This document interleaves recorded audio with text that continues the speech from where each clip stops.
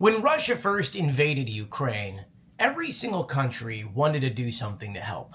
Whether it was send humanitarian aid, whether it was welcoming in Ukrainian refugees, whether it was sending military aid, every single country wanted to do something that could help. And while the United Kingdom in July of that year took it to another level. They knew that thousands and thousands of Ukrainians would be forced to go to war, many of which have never been to war, and they would need the initial training and experiences that they would not been able to have prior to Russia's invasion. So the UK created a special program called Operation Interflex.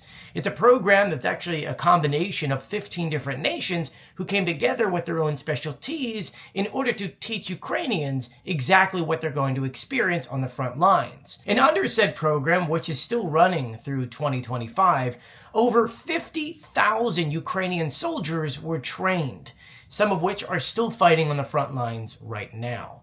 And so today, we've got a very special guest, someone who not only went through the program, but is currently on the front lines inside of Ukraine.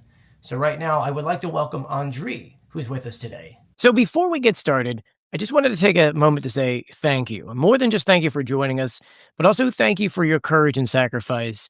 I don't think you understand how big of a deal it is, what you're doing. You're defending not only the people of Ukraine, but also the entire free world. Understand that, yes, you may hear a lot of different things going on in the news from around the world, especially over here in the United States, but know that the people here in the United States and the world stand with you and support you in every single step of the way. We appreciate everything that you're doing. So thank you so much for that and for joining me for this interview. Yeah, thank you. Thank you for having me. Give us a little background about yourself. Obviously, you're a soldier now doing a lot of great work. What did you do prior to that? You mentioned that you've had gone to school. What did you study? Well, I studied biology at the university for 6 years, but I always wanted to do the movies. Do Really? some. Yeah. Yeah, it's funny thing because I did a lot of interviews, but I've never answered. I always asked the questions. Always was behind the camera. Behind the So lens. yeah, behind the lens. So what made you go into biology?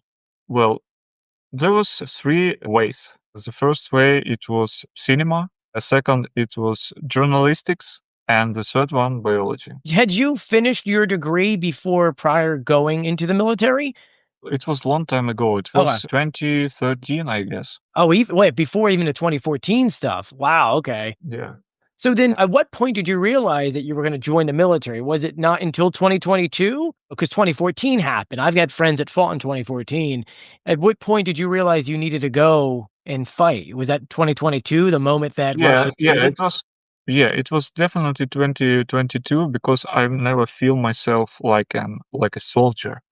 I always thought that if war starts, so full scale war, I'll go to do some videos and some documentaries and so on. We have not enough stories about ordinary people who gave their time and health and lives to country, and they had a lot of great stories. Because when I came to brigade in Marine Corps, I heard so much stories, so I just was worrying about where's my camera, so I just want Start to recording all of that so you have, I mean, this invasion, Russia's invasion, definitely made heroes out of people that never even thought they would be even fighting. I mean, we Yeah. hear a lot of it in the news. I know Ukraine had just lost another pilot, another captain. Was it just yesterday, the day before? There's a lot of stories that are not being told right now. And it's sad because there's a lot of people that are just like you out there giving their life to make sure that you guys are free, that you guys have everything that you should be having. And obviously looking at what Putin's doing and saying what you're doing is absolutely awful, but I will do whatever. I'll give my life to protect my country. So we have nothing to do with you ever. So there's a lot of heroes out there whose, story, hopefully when this is over, will be told, whether it be in books or movies or just some kind of stuff. We've all lost friends. We've all heard things, and it's unfortunate we're losing too many. And that's the sad part that comes down to it. But luckily, we've got programs like Operation Interflex, which gives you a lot of experience prior to even going to that. Did you have any kind of military experience or training before entering that program? Well, in Ukraine, I had about months prior training. It was as an officer in the reserve. I had some retraining course because I had a little bit different specialization before I got to the armed forces. So specialization was radioactive, biological and chemistry resistance and reconnaissance. But for that time and nowadays, we lack in infantry. So I just was being sent to retraining course for officers to be as an infantry command, platoon commander.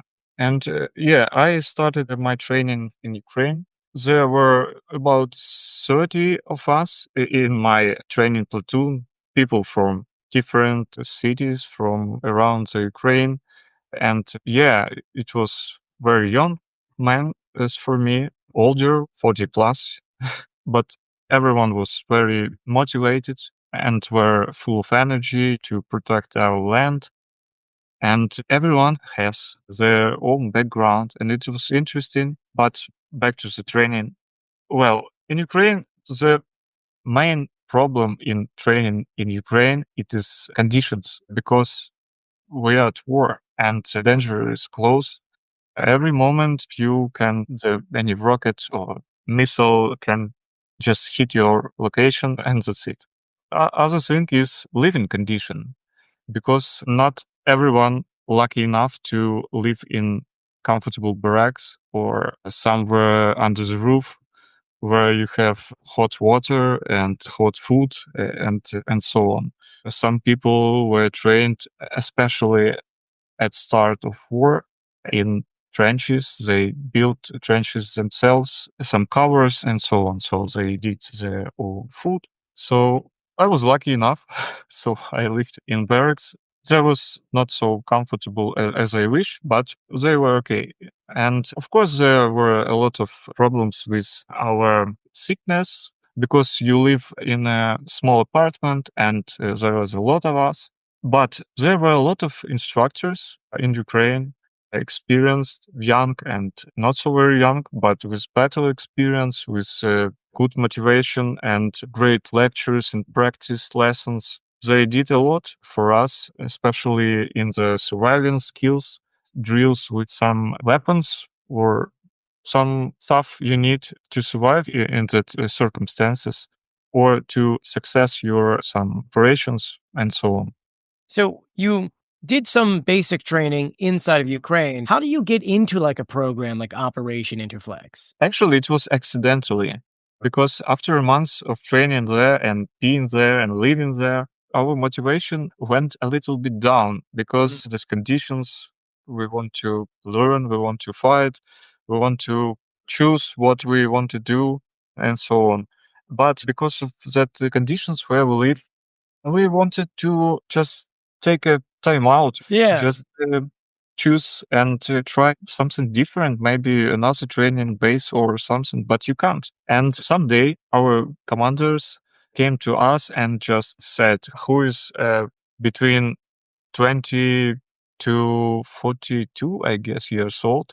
I was 32. My hands goes up Hey, and hey, I yeah, need a yeah, yeah. different change here. I need to get out of this. I wanted to go to England because I know that somehow some people said that it is widespread in Ukraine because everybody knows about training in England, in Spain, in France, in Germany. So it is like ordinary thing. So everybody do this and the training is better there. So I guess in a way, how was it sold to you? Like, was it sold in a way of like, hey, anyone can go here, you'll get X, Y, and Z training, and you could use this? Or I guess on your sake, it was, hey, here's a new experience for you, taking you out of the current situation and putting you in an area in which you'll get better training and you'll be, I guess, maybe top of the line training and basic needs, right? So there were no any problem when you come to military, come to our army. Nobody tell you about the plans. Yeah. So because we are at war and we didn't know where we are going, what we have to do in a week. So we didn't know what brigade we're going to come because it was in case of security or Well, some. yeah, they probably didn't want people to know, And hey, look, we're taking them here. We're taking them somewhere, and this is where they're gonna be somewhere over here. Who finally got involved into the program? And what was your overall experience with it? Was it something that was it so much better training that you received in Ukraine? And was it something that got you in the sense of like, okay, I feel confident about what we're doing now? well, first of all, I'd like to say thank you to my instructors. I can't tell you what exactly were the instructors because they were very cool and they had so much skills and experience. And after that, after the experience at war, at a lot of different wars, they are still human beings. They still can talk to you and to explain some things, take you some times to think about something. And they were excellent teachers. They always said, do like I do. And this is very motivating thing. And also was motivating thing when they said, you are not civilians anymore, you are soldiers. And we were like, It's like you they oh, hit so it like, it hits you in the face then. It's like yeah, they're yeah, reminding you, "Hey, yeah, you may have all came from these different backgrounds, but yeah, yeah. you're officially a soldier here now." How did Yeah, that make you think, don't feel? sleep. Yeah. Well, it's very unusual, especially when your whole life was a civilian guy. Because in Great Britain, for example, they start go to army at 16 years old. Yeah. I don't know. Maybe in the United Here States, it's same. around Yes. 18. It's 17, 18. It depends. If you're under 18, you need to be having permission from your parents, but Yeah. 18 is usually the age, which is around the time you graduate high school. Yeah. Okay. 16 years old. Okay. And as they have to put in our minds, in our bodies, so much drill skills and other skills, knowledges, which they spent about 2.5 years. And they had to tell us and show everything we have to know to survive, to do our operation. It's very basic skills. They spent 2.5 months to show us everything they know.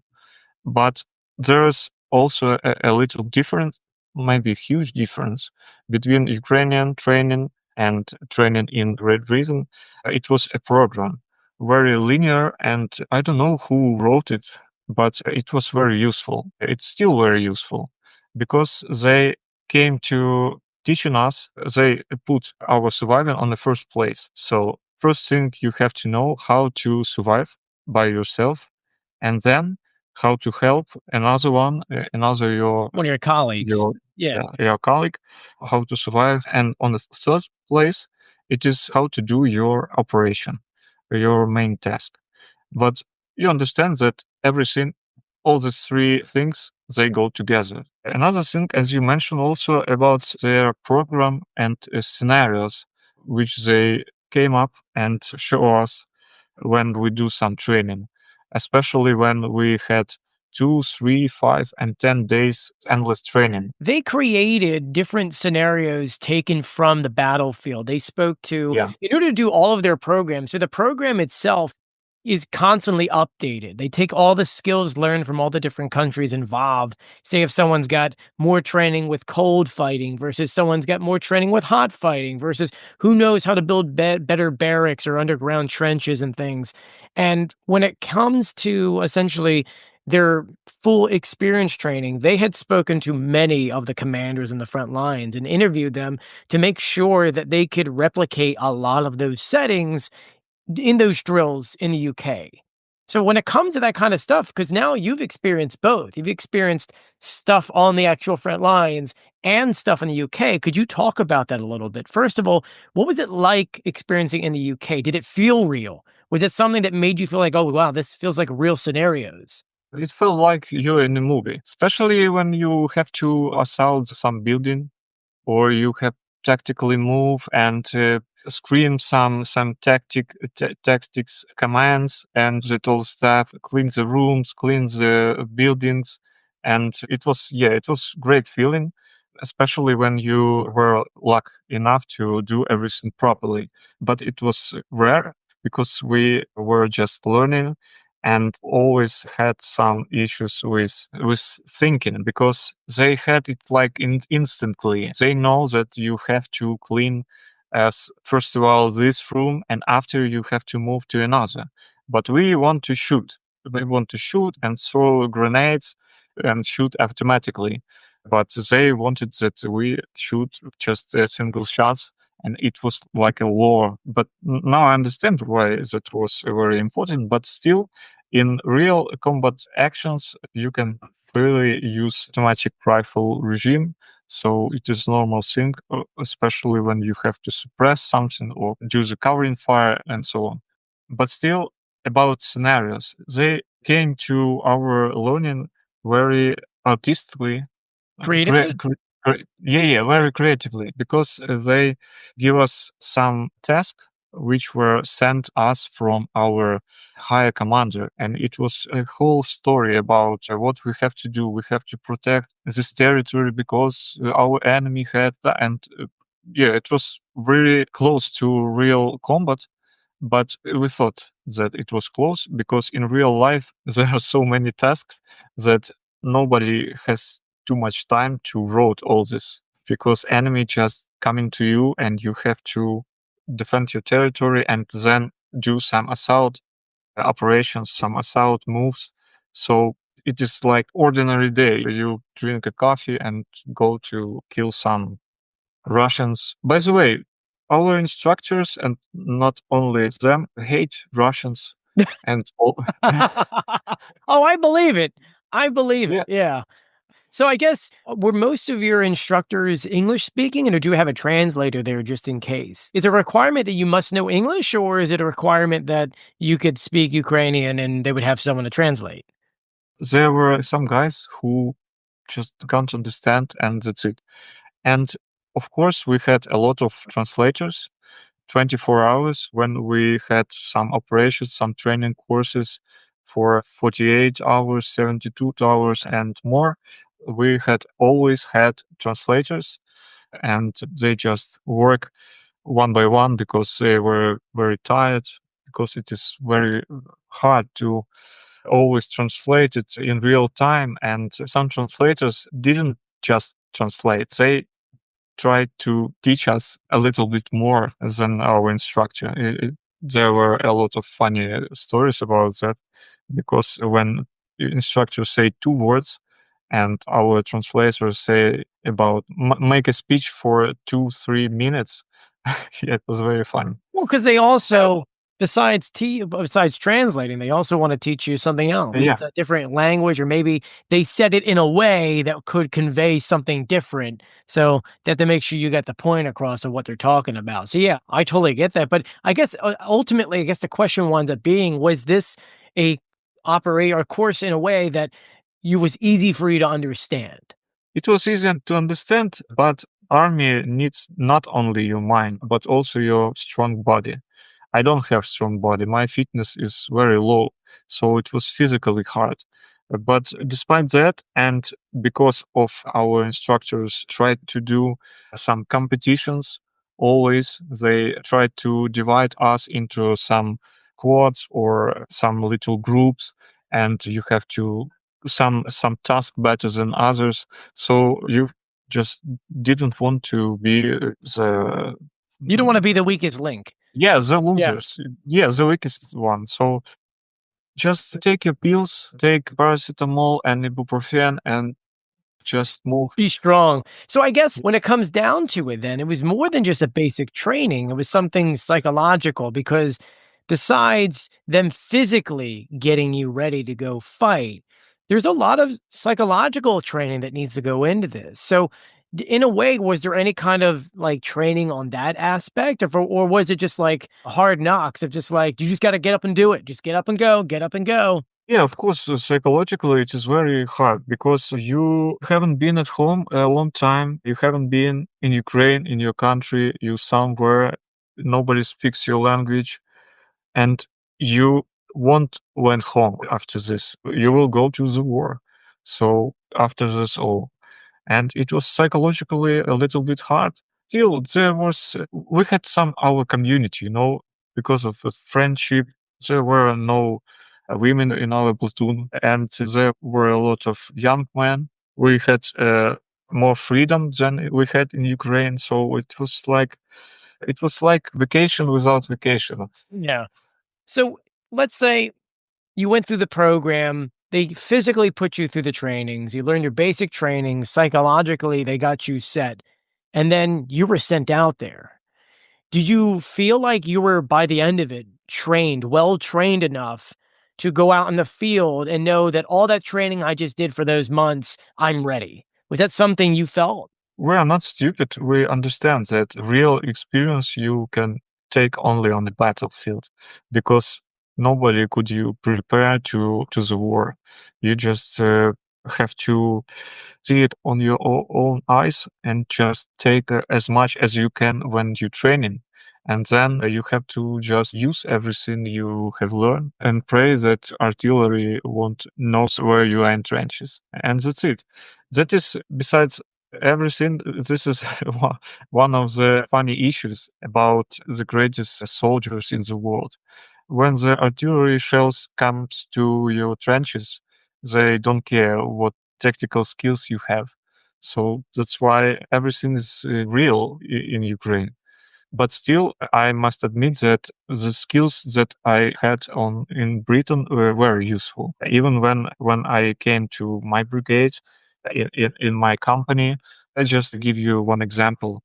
I have 8 guys in my platoon. When we had to go on the operation, it was a defense operation, not nothing special, but still we had to be in cover. We had to be in camouflage, and so on. So we had to be very silent and be cool. And they thought that nobody seen them if they use this red light. But in Britain, we always use night vision device. Mm. Always. We didn't use any flashlights, because you can see everyone who use any light. You can even cover it with your hands or something, but you have ability to see it anyway with this device. So I told them this information, and they hopefully they didn't use it. So it is one small skill, but still there were a lot of the same things. Yeah, but it's at Uh, the same time you realize that you learned this one thing that they didn't know on the battlefield. You told them you may have saved their life. Or you could have saved many because now you told one person who's going to tell someone else who's going to tell someone else. And now you may have saved a whole dozen people because they didn't know that could still be seen. Because, like on the yeah, battlefield, it's pitch dark. A lot of people don't realize how dark it is out there. It's not yeah, like you guys got campfires going around and you get the lights on. You're in the complete darkness. So any kind of light is seen from, especially from a drone that's going by. Which I need to add, I guess when it comes to trainings, I know I'd spoken to them about drone trainings and how that has changed in the program since the war began, because essentially now this became a drone warfare kind of war. Was there a certain training that you learned that helped you with that stuff? Because I know we were talking about with them camouflage and having to hide yourself from these drones, but now Russia has these drones that have these long coils on them, the fiber optic drones. So was there a training there that taught you how to essentially hide from those kind of drones? well, it's funny thing that at that time when we were training, they didn't even know a lot of drones. They had their own drones from, I guess, from American company. I don't know, but it was very expensive. Looked like ordinary Mavic or something like that, Yeah. but it cost some like a $20,000 or Well, something. yeah. And the only one person for a camp who can use it.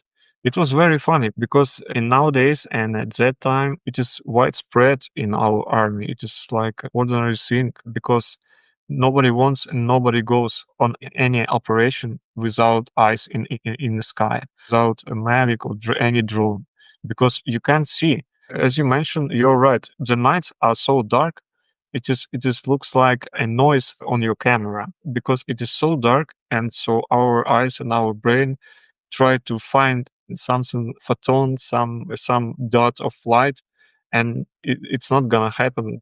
That's why it is very hard to even in Oriental things when you have to find any path or any road.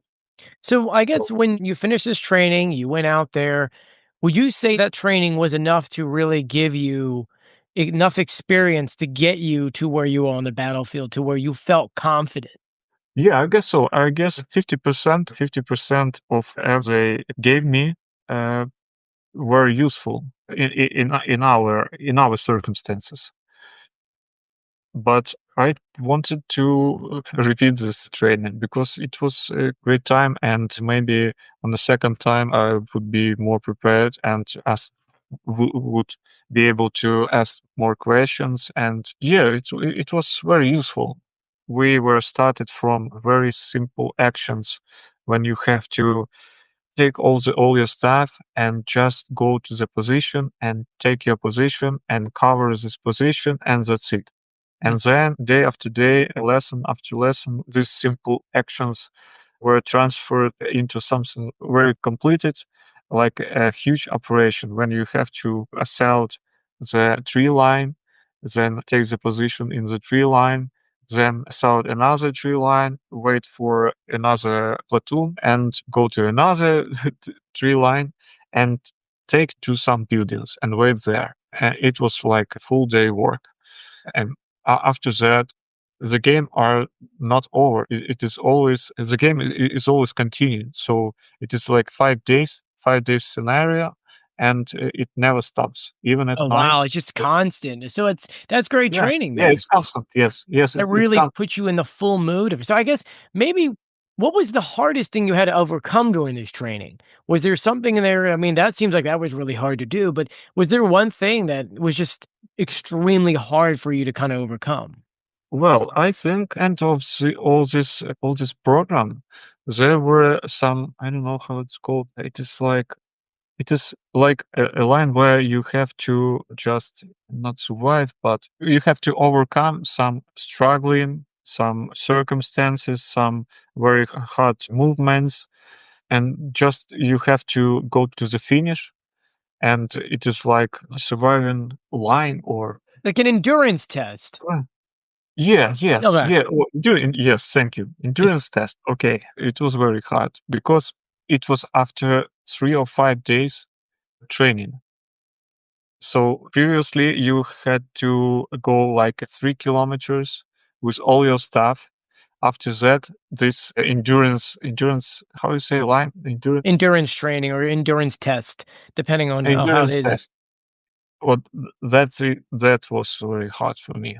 And after that, in Marine Corps, I were proposed to pass it again, but in Ukraine, like a Marine, you can own beret. This very I don't know how to say it is honor or I don't see Yeah. the in the honor because it is honor for Marine Corps who feels themselves like Marines.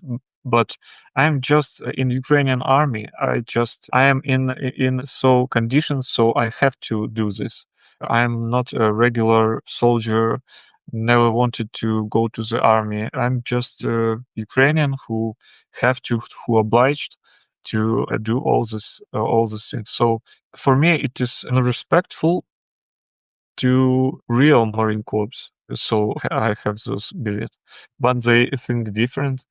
Anyway, yeah, it was the hardest part of training, that endurance test. Let's say that you knew that someone was getting ready to go into this program in the future. What advice would you give them? What is something that you learned in your time there, then going on the battlefield, and now looking back? Is there something you would say to them heading into that training? Because at this very moment, we know that a couple more thousand Ukrainians, at least in 2025, are going to be making their way into it. I would say listen to your instructors with no complaints, and everything will be okay. So complain a lot. Yeah, it will be hard, but in the real life, it can be more harder. So it is like a adventure. We were joking with my friends, colleagues, that we should to repeat it after a year. Maybe next year we can invite each other and meet in Britain in this same camp with same instructors and just spend a great time, eat borscht and British food. Why not? We had 2.5 months time, so we had a lot of time to think about it. But reality is a little bit different, and still everyone have to be strong enough and don't give up because why?